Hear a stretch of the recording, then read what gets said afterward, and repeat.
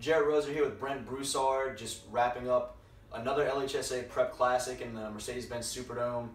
9 games of state championship football, and we'll break them down in terms of day by day, Thursday, Friday, and Saturday in 3 different videos because it is a lot of football. And starting with Thursday, the Class 1A and Division 4 and Division 3 games were what stood out to me closer than we've necessarily seen every year since that select non-select split, because we've seen some blowouts in some of the smaller school games, and that wasn't necessarily the case this year. Yeah, all 3 games were pretty close. You know, we started with West St. John and Kentwood, and West St. John was able to win that one 20-14, followed by Lafayette Christian and Ascension Catholic. And that game was a 3-0 game until the very end there. Final was 10-0 Lafayette Christian.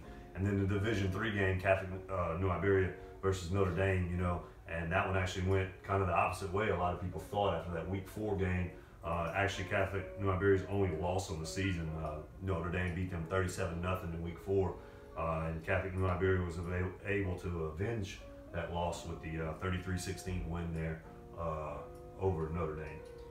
Yeah, that first game, West St. John beating Kentwood. West St. John hadn't won a state championship in more than a decade, hadn't been to a state championship game since that 2011 loss under Coach Valdez to Ouachita Christian.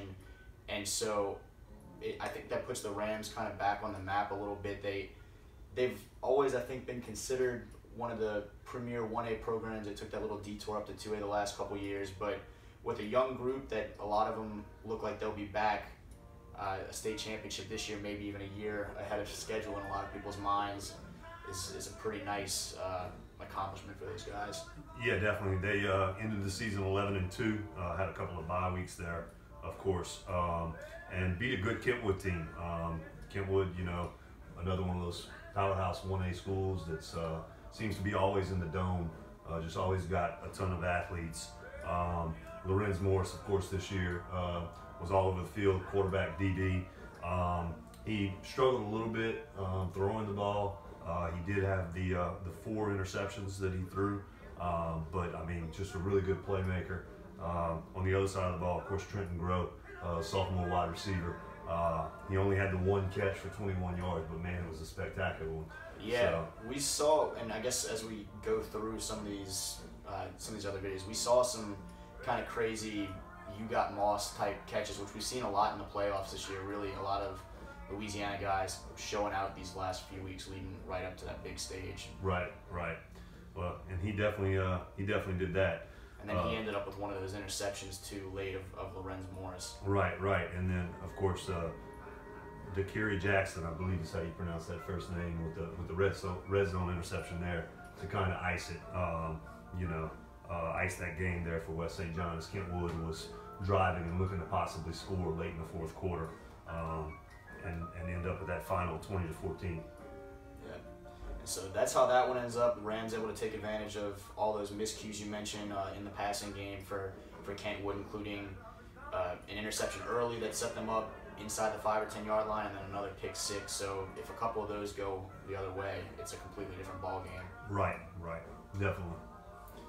You mentioned Division 4, Lafayette Christian ends up with a 10-0 win, but for so much of that game it was scoreless and then 3-0, and that's a tough one when you just look at all those guys Ascension Catholic had heard from the Barber brothers in the car accident on Wednesday on the way to school, and then Jai Williams, the other standout running back, goes out at the end of the first half. Mason Zarang gets hurt, Acosta gets hurt. You have Bubba Gotro coming back to quarterback with a broken finger, taking the cast off at halftime, but just couldn't get anything going offensively with all those losses. Right. I mean, Lafayette Christian not known as a throwing team, a passing team this year. But you lose 4 ball carriers that had over 4,000 yards rushing this season, and that's tough for any school to overcome, much less a small school like Lafayette Christian. And you could, Ascension Catholic. And I mean, you could see that. You could see that Ascension Catholic struggled with those losses, and just couldn't get a whole lot going offensively there in that game. A couple of, I guess, other guys that stood out now, and Errol Rogers, the Lafayette Christian receiver who took over at quarterback for that team when Zach Claymont went out earlier in the year. He really kind of came into his own, showed his playmaking ability at quarterback. Sage Ryan, the young wide receiver and defensive back, stepped up, made some plays on both sides of the ball. Caleb Watts with a fumble recovery on special teams, as well as that interception late. And he was a guy that we talked to after the game, and he said he tells his teammates all the time that he's the best defensive back in the country, so he felt like he had to kind of live up to that. I mean, as a coach that coached defensive backs, when you hear that type of talk, that confidence, what's your take on that in terms of not wanting to be overconfident, but obviously having confidence in your abilities, particularly at that position? Well, those DBs, you know, you need a little swagger back there. You know, it's especially corner safeties that come down in the slot and play man-to-man. I mean, you've got to have that short memory because, you know, when you get beat, everybody knows you get beat. And so you've got to have that confidence that even if you get beat, you're going to come back and you're going to make a play. And that's what he did, you know. And so Lafayette Christian gets the state championship, their first, obviously a young school, their first trip to the Superdome, and they turned it into their first state championship.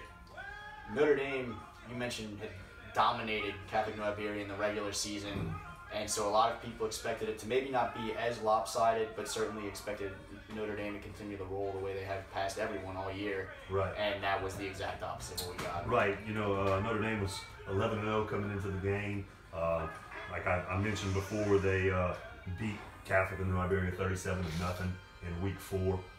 Catholic New Iberia's only loss in the season. You know, and so it's coach talk is it's difficult to beat a team twice. But oftentimes when you have such a lopsided game as that week 4 game was, and you have that, you know, such a big break in between there, you know, you expect almost the same outcome, maybe not as bad, but a similar outcome. And that wasn't the case here with Catholic New Iberia. They looked really, really good in their 33-16 victory.